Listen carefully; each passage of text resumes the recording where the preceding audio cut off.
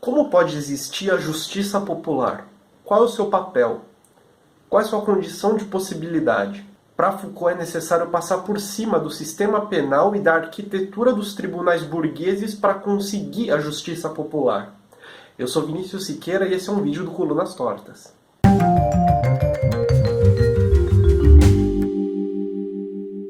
O que eu vou falar aqui tem como base um texto chamado Sobre a Justiça Popular, do Michel Foucault, que está dentro da Microfísica do Poder, que é uma seleção de entrevistas, ensaios, artigos, feita pelo Roberto Machado.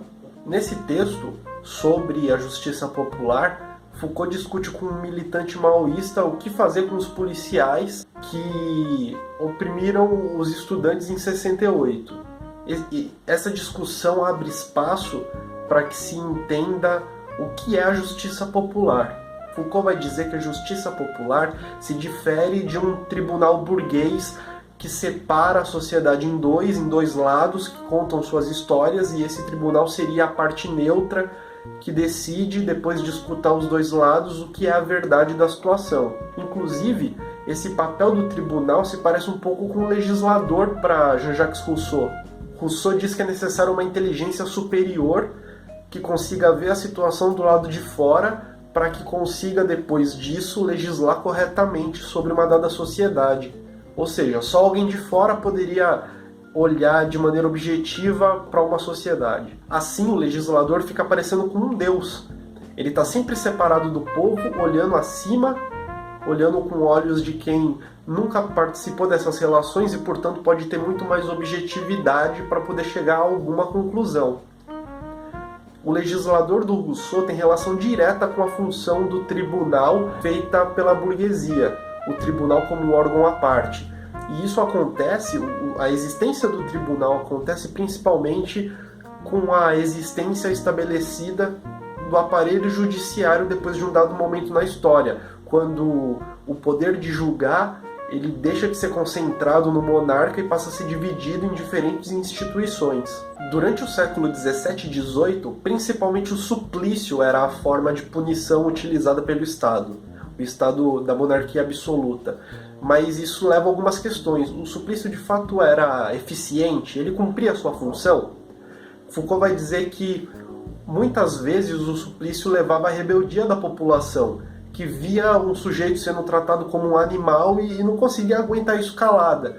Então foi necessário criar maneiras um pouco mais humanas para se lidar com essa situação, com a punição. É aí que a tecnologia de poder, ela larga o seu lado mais agressivo e bruto e ela entra naquilo que o Foucault vai chamar de tecnologia da disciplina. O poder disciplinar tem como objetivo docilizar o corpo.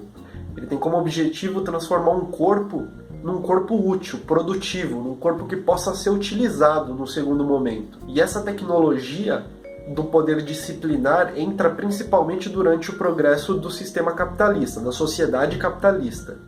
A disciplina é aplicada principalmente em escolas, exércitos, dentro das instituições hospitalares, e ela trata o corpo não como um corpo que pode ser maltratado até o fim, mas como um corpo que tem o seu lado minimamente humano e que pode ser produtivo num dado momento. É por isso que as demonstrações bufônicas de poder feita pelo Estado, como nos suplícios, acaba em detrimento de penas que têm como objetivo a restrição da liberdade. Por sua vez, a liberdade passa a ter um papel muito maior depois da Revolução Francesa, principalmente. O tribunal, que a primeiro momento pedia permissão para o monarca para ter as suas penas sancionadas, ele passa a ser um órgão cada vez mais distante do executivo e com alguma autonomia.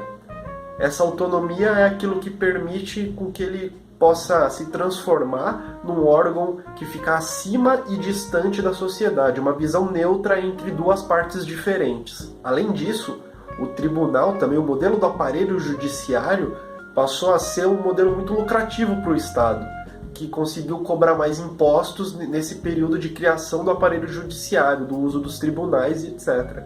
Foucault vai dizer que a disciplina não pode ficar longe da instituição dos tribunais burgueses, porque ambos fazem parte de uma mesma transformação da sociedade, uma sociedade que passa a valorizar cada vez mais o sujeito humano e não a tratá-lo como um animal, portanto uma sociedade que ela, ao invés de deixar viver e fazer morrer, ela deixa morrer e faz viver. E também através das transformações de uma sociedade que passa a considerar a liberdade como algo fundante no sujeito. E, portanto, penas de restrição de liberdade são penas com um valor simbólico muito maior do que só a morte. Foucault dá como exemplo de tribunais populares que não conseguiram fugir do modelo de arquitetura da burguesia, os tribunais instituídos na Comuna de Paris, que no fim reproduziam a mesma coisa que acontecia nos tribunais burgueses, onde haviam duas partes, normalmente uma parte que representava a massa e uma parte que representava um dono de empresa, um dono de indústria que estava sendo, naquele momento, acusado, e essa terceira parte neutra ficava escutando as duas para chegar a uma conclusão que intermediasse isso tudo.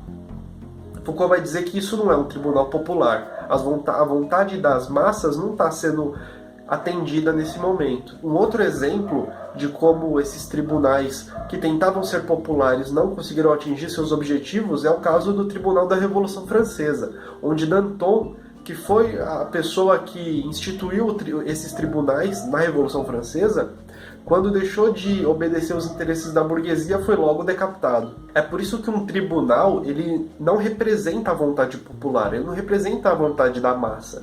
Ele não traz justiça popular.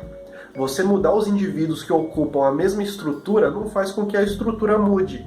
A justiça popular não pode ser mediada, ela é a ação do povo, portanto. Um dos militantes maoístas vai dizer para o Foucault que um bom exemplo a ser utilizado é o exemplo dos tribunais na Revolução Cultural da China. Nesses tribunais, o Exército Vermelho, como representante do povo, organizava um tribunal onde o interesse do povo era fundamentado e colocado sobre uma certa organização, onde a vontade da punição não seria só um ato de vingança. Ela teria fundamentação e seria regida por algumas regras. Foucault vai dizer que isso é um ótimo exemplo e que, de fato, o Exército Vermelho, instituindo esses tribunais, estava de fato representando os interesses das massas. Porque, nesse caso, o Exército Vermelho era como a representação da massa organizada fazendo o seu tribunal. O problema que o militante maoísta esqueceu naquele momento é que a França não estava num momento de revolução cultural. A França estava muito longe de ser parecido com a China. Não havia um exército vermelho na França. Então a instituição de um tribunal provavelmente ia descambar para um tribunal burguês, onde uma terceira parte neutra ia tentar analisar as duas situações como situações distantes, distanciadas. Não seria uma representação da massa, não seria um representante dos populares. É por isso que nesse ponto vale uma citação de Caius Brandão, que fez um artigo sobre a justiça popular em Foucault também. Ele sintetiza muito bem aquilo que o Foucault quer dizer na sua discussão com o Vitor, o militante maoísta. É mais ou menos o seguinte: na justiça popular inexistem apenas as massas e seus inimigos. Aqui inexiste um elemento neutro que decide com autoridade. Tampouco os oprimidos se valem de uma noção de justiça abstrata e universal quando decidem punir ou reeducar seus inimigos. Sua decisão tem como base a experiência concreta, isso é, os danos que sofreram e a forma como foram prejudicados. Ou seja, quando um tribunal popular é instituído, que de fato representa as massas, ele precisa entender que ele está representando um lado. A justiça tem um lado. Toda forma de justiça se dá como a posição assumida de um lado. Porque a forma de justiça é um valor universalizado, que é um valor construído num dado momento da história, e que tem sempre a localização em um lado do espectro político, em um lado de todos os discursos que existem, enfim, em um lado na movimentação do poder. Foucault, quando vai falar sobre a guerra, por exemplo, ele diz que o que embasa a guerra não é um sentimento de justiça. O que embasa a guerra, o que faz com que a guerra aconteça, o objetivo daqueles que estão em guerra é sempre a vitória. A guerra, portanto, é uma disputa pela vitória. E todo o restante funciona como forma de embasar essa disputa. A justiça é uma maneira discursiva de suportar a guerra. de dar um suporte discursivo para a guerra. Então, a justiça sempre tem um lado, porque uma forma de justiça que se diz universal e que te faz entrar em guerra com um outro lado, que também tem a sua forma de justiça, que também acha que é universal, funciona sempre como uma base discursiva para que a guerra possa ocorrer e para que ambos os lados possam lutar achando que estão corretos, achando que são detentores de valores universais que pode ser aplicado por meio da força. Foucault vai dizer que na França, depois de maio de 68, somente a eliminação do sistema penal como ele era poderia fazer alguma transformação. Isso porque o sistema penal, basicamente prende pessoas que roubam, pessoas que infligem algumas leis que são de cunho muitas vezes morais e que vão contra diretamente valores da burguesia, como da propriedade privada. A justiça popular, então, só teria lugar quando o sistema penal que protege, por exemplo, a propriedade privada, fosse destituído. Foucault vai dizer que o sistema penal tem basicamente 3 funções históricas. A primeira função é obrigar o proletariado a aceitar sua posição, ou seja, existiam sempre leis contra mendigos e ociosos. A pessoa que limpa fosso, ela tem que saber que ela deve limpar fosso. E caso ela não queira limpar fosso, ela vai presa. O segundo ponto é o controle de elementos perigosos. Sempre foi papel do sistema penal encarcerar rebeldes, encarcerar pessoas que podiam causar alguma sublevação das massas. Um exemplo nosso é a ditadura militar que prendia militantes comunistas. Um terceiro papel do sistema penal é mudar o alvo da indignação proletária.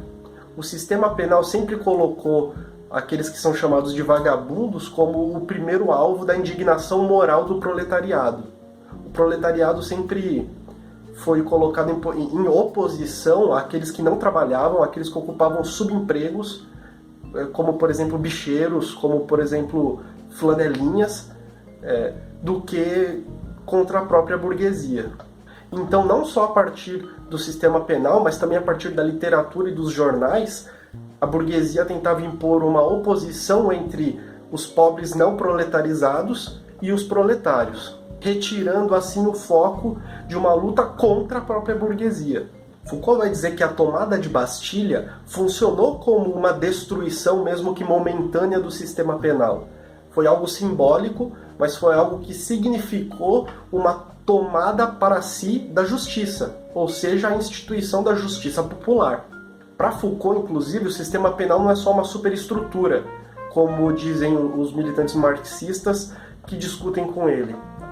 Para ele, o aparelho jurídico, o sistema penal, funcionam como parte estruturante da sociedade, não só como superestrutura, mas fundamentam algumas divisões que existem dentro da sociedade. Divisões essas que são fundamentais, divisões essas que são essenciais na sociedade. Foi o sistema penal que transformou a transgressão da lei não em uma agressão ao monarca, mas sim em uma agressão a toda a sociedade, uma transgressão às regras que valem para toda a sociedade. E, portanto, foi a partir do sistema penal que uma punição sobre um corpo deixou de ser uma punição do rei contra um indivíduo para ser uma punição da sociedade inteira contra esse mesmo indivíduo.